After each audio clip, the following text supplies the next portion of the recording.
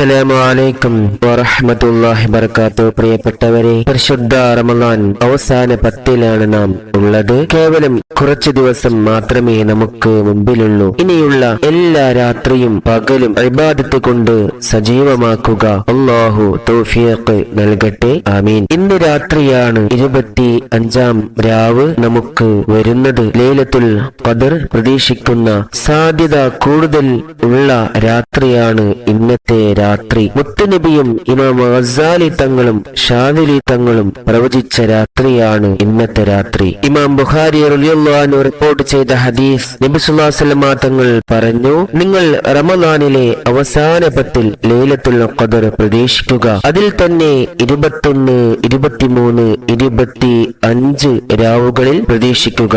ഈ ഹദീസ് അനുസരിച്ച് 25-ാം രാവ് ലൈലത്തുൽ ഖദർ സംഭവിച്ചേക്കാം. അതുപോലെ ഇമാം ഗസാലി തങ്ങളും ഇമാം ഷാദിലി തങ്ങളും പറഞ്ഞു, റമളാൻ ആരംഭം വ്യാഴം ആയാൽ 25-ാമത്തെ രാവിൽ ലൈലത്തുൽ ഖദർ പ്രതീക്ഷിക്കുക. നമുക്കറിയാം, ഇപ്രാവശ്യത്തെ റമളാൻ ആരംഭം കുറിച്ചത് വ്യാഴം ആയതിനാൽ 25-ാമത്തെ രാവ് കൂടുതൽ പ്രതീക്ഷിക്കാം. പ്രിയമുള്ളവരെ, മുത്തുനബിയും പ്രവചിച്ച രാത്രിയാണ് 25-ാമത്തെ രാവ്. കൂടാതെ ഇപ്രാവശ്യത്തെ റമളാൻ ആരംഭം നോക്കുമ്പോൾ 25-ാമത്തെ രാവിലാണ് ലൈലത്തുൽ ഖദർ സംഭവിക്കാൻ സാധ്യതയുള്ളത്. റബ്ബ് ഭാഗ്യം നൽകട്ടെ, ആമീൻ. അതിനാൽ 25-ാമത്തെ രാവ് ലൈലത്തുൽ ഖദർ പ്രതീക്ഷിക്കുക.